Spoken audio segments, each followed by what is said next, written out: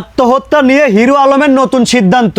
সে ঘোষণা দিছিল আগামীকাল বিকাল 5টায় আমার নিজ বাড়িতে নিজের জানাজা, আপনারা সবাই আইসেন, রিয়ামনির কারণে আমি আত্মহত্যা করতে যাচ্ছি, নিজের মুখে নিজে ঘোষণা দিছে।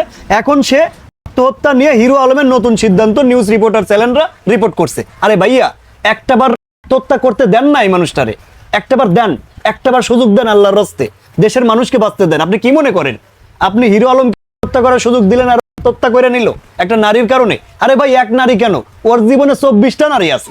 আপনি কি মনে করছেন এই এক নারীর কারণে হত্যা করবে হিরো আলম? এই নিউজ করছে কালবেলা যে সন্তানদের কারণে সিদ্ধান্ত থেকে, ছেলে এবং মেয়ের কারণে এই আত্মহত্যার সিদ্ধান্ত থেকে সরে আসলো হিরো আলম, সরি পচা আলম। তো এইটাই তো বোঝাতে চাচ্ছেন নাকি নিউজ রিপোর্টাররা? একটাবার সুযোগ দেন না ওরে, আরে অনুরোধ করেন, দেখেন আত্মহত্যা করে কিনা। পুরো দেশের মধ্যে ভাইরাস ছড়াইয়া দিছে, পুরো দেশটা নষ্ট করে দিছে। এই একটা মানুষের কাছে বারবার দেশের বাইরেও আমাদের হেনস্থার শিকার হতে হয়, দেশের মান সম্মান বিদেশের বুকে নষ্ট হয়, দেশের মানুষ অপমানিত হয়।